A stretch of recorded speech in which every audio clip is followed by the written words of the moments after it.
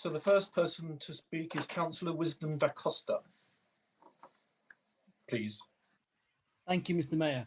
Many thanks for the opportunity to speak on what is an historic process for the future of our globally recognised and unique town. While some may frame the costs and the benefits purely in monetary value, for me, the social and cultural benefits of a town council would sit equally alongside the economic factors for our wonderful local community. Politics needs to be accessible to everyone, to all. Everyone, regardless of their social and economic background, needs a voice on how their community operates.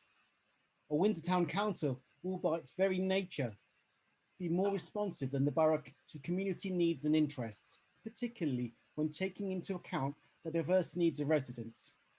Whereas borough councillors have to balance the competing needs and interests of the many communities across its extensive territory, a Windsor Town Council will have the responsibility for a single community, united by a pride in our internationally renowned town and able to be uninhibited in advocating the interests of that community. In this carefully managed post-COVID recovery plan, a Windsor Town Council will exist at a scale that reflects people's patterns of social interaction and their identification with place. They can therefore act to facilitate community activities, organise and sponsor community events, and promote community spirit and inclusiveness. Town councils play a vital role in supporting local clubs and organisations and provide significant grants to community groups. The proposal here is not to run a competing local authority or even to suggest a split from the Royal Borough of Windsor and Maidenhead. The proposal sensibly aims to provide additionality to the services and facilities operated by RBWM. A Windsor Town Council will have the flexibility to enhance service provision in the community or to provide additional services, facilities, or even simple features that lie outside of the scope of RBWM's budgetary priorities. The authority for a Windsor Town Council comes from its electoral mandate. Town councillors are accountable to the electorate and may be removed at election time.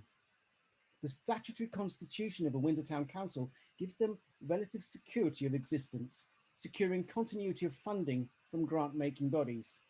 And of course, this means that town councils can plan on a longer term basis and have more capacity to take on larger scale benefits or projects, such as, for example, a Windsor Community Emergency Plan, which is sorely lacking in our town. However, it is the ability of a Windsor Town Council to precept the council tax that is one of its most significant powers. Whilst they may be restricted in accessing funding in other contexts, the ability of a precept provides relative stability of income and means raising funds from the community for reinvesting in the community for communal benefit.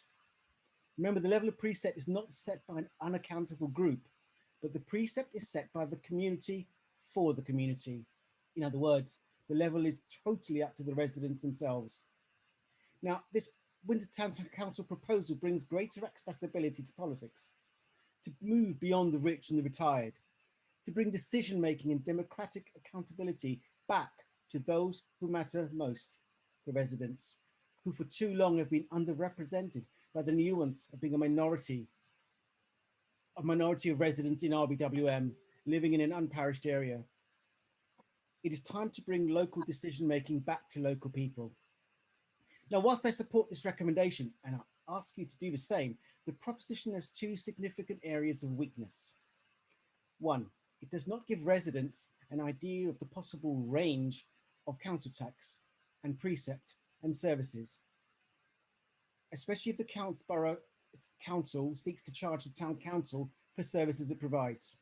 And I would ask for clarification that on all of the consultation documents, that this is clarified, the range of services and the range of possible precepts, the range of possible benefits. Second, there is the question of who the we are. Not all residents will be able to have a say in the running of the Windsor Town Council as presented in this paper. They may have a say in what happens in Bray, but not their own hometown.